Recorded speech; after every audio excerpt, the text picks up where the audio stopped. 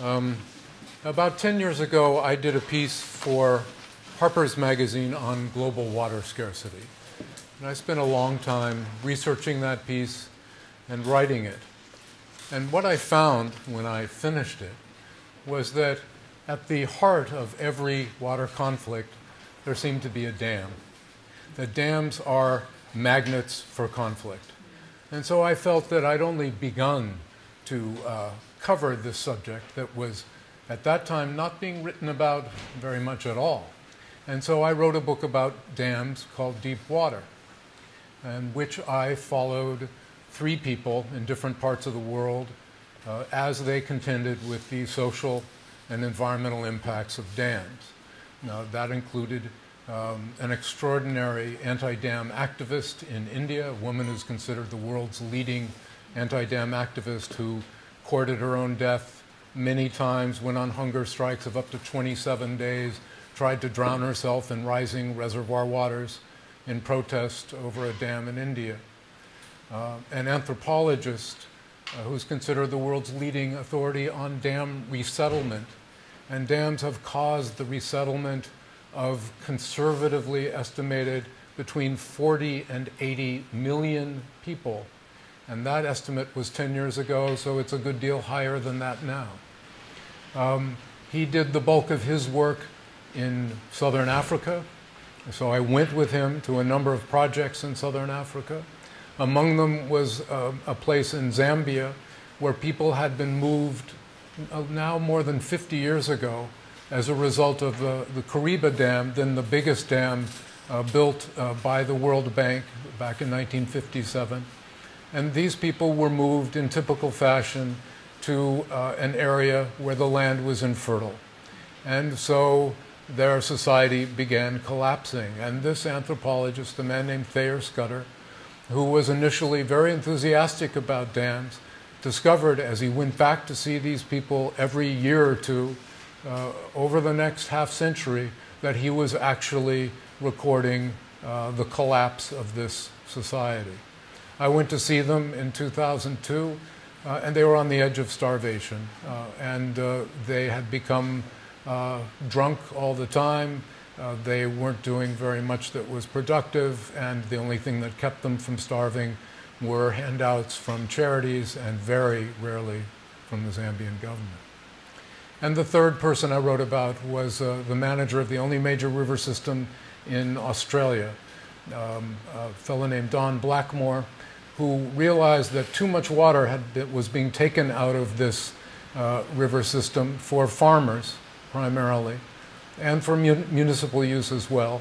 And his job began to be to convince people that they had to return water to the river or the ecosystems would totally collapse. With the drought that's been in existence in Australia for the last 7 or 8 years, much of that horror has come true. Hundreds of thousands of trees have died. A lagoon is, the 80-mile-long lagoon at the mouth of the river is all but void of fish, and so on. So tonight I will just read you a short passage from the prologue of the book and from the epilogue. Start with the primal dam, Hoover. The first dam of the modern era is America's Great Pyramid, whose face was designed without adornment to emphasize its power, to focus the eye on its smooth, arcing, awe-inspiring bulk. Yet the dam nods to beauty with a grace that grows more precious year by year. Its suave Art Deco railings, fluted brass fixtures, and a 3-mile-long sidewalk's worth of polished terrazzo granite floors are the sort of features missing from the purely utilitarian public works projects of more recent decades. Hoover is a miraculous giant thumbnail that happens to have transformed the West. Take it away, and you take away water and power from 25 million people. Take it away, and you remove a slice of American history, including a piece of the recovery from the Depression, when news of each step in the dam's construction, the drilling of the diversion tunnels, the building of the earth and rock cofferdams, the digging to bedrock, the first pour of foundation, the accretion of 5-foot-high cement terraces that eventually formed the face, heartened hungry and dejected people across the country. And you take away the jobs the dam provided, 10 or 15,000 workers whose desperation compelled them to accept risky, exhausting labor for $4 a day. More than 200 workers died during Hoover's construction. The dam and Las Vegas more or less vivified each other. If Hoover evokes glory, Las Vegas, only 30 miles away, is its malignant twin. Even now, Hoover provides 90% of Las Vegas's water, turning a desert outpost into the fastest growing metropolis in the country. By all means, take away Las Vegas. Take away Hoover and the dams it spawned on the Colorado, Glen Canyon, Davis, Parker, Headgate Rock, Palo Verde, all the way to Morelos across the Mexican border, and you restore much of the American Southwest landscape, including a portion of its abundant agricultural land, to shrub and cactus desert. Above all, take away Hoover, and you take away the American belief in technology, the extraordinary assumption that it, above all, will redeem our sins. At Hoover's September 30, 1935 dedication, Interior Secretary Harold Ickes exactly reflected the common understanding when he declared, "Pridefully, man acclaims his conquest of nature." Hoover's image became one of the nation's most popular exports. After it, every country wanted dams, and every major country, regardless of ideology, built them. Between Hoover and the end of the century, more than 45,000 large dams, dams at least 5 stories tall, were built in 140 countries. By now, the planet has expended $2 trillion on dams, the equivalent of the entire 2003 US government budget. The world's dams have shifted so much weight that geophysicists believe they have slightly altered the speed of the Earth's rotation, the tilt of its axis, and the shape of its gravitational field.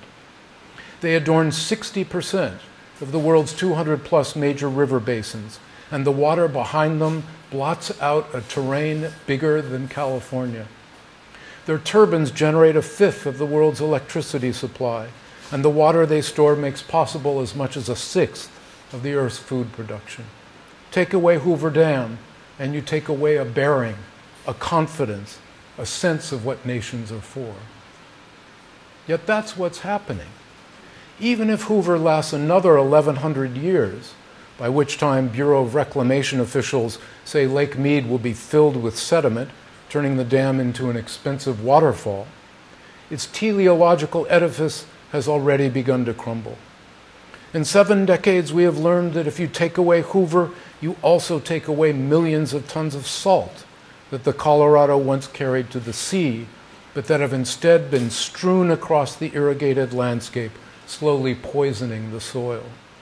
Take away the Colorado River dams, and you return the silt gathering behind them to a free-flowing river, allowing it again to enrich the downstream wetlands and the once fantastically abundant, now often caked, arid, and refuse-fouled delta. Take away the dams, and the Cocopah Indians, whose ancestors fished and farmed the delta for more than a millennium, might have a chance of avoiding cultural extinction. Take away the dams, and the Colorado would again bring its nutrients to the Gulf of California, helping that depleted fishery to recover the status it held a half-century ago as an unparalleled repository of marine life. Take away the dams, finally, and the Colorado River returns to its virgin state, tempestuous, fickle, in some stretches astonishing.